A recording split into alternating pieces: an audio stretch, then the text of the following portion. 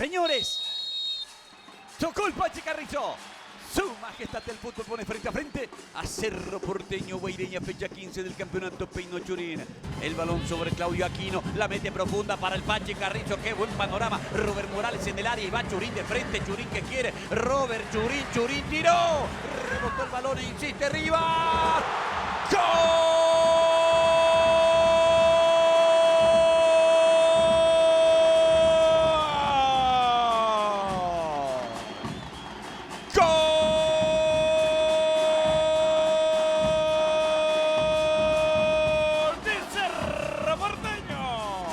Dani Rivas apareció de atrás y calzó el remate.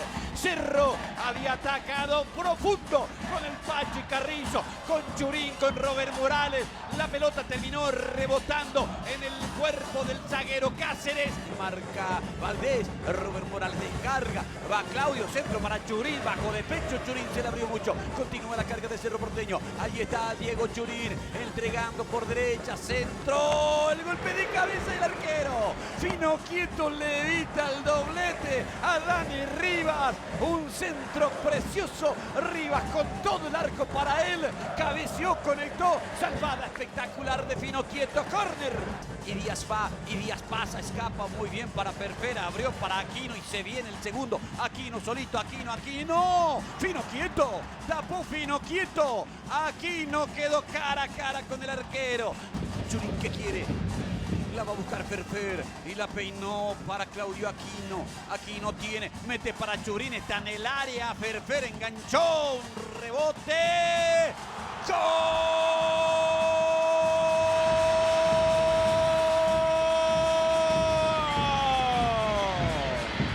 Damián. ¡Gol!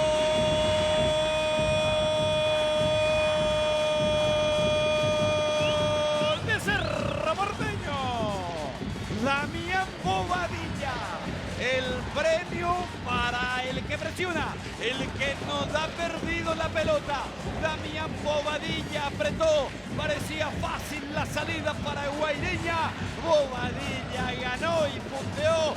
Cerro amplía la diferencia. Una jugada muy bien armada por Cerro, pero que parecía terminaba en la nada. Damián Bobadilla termina traduciendo en gol el error en el fondo de Guaireña, el error de Diego Valdés.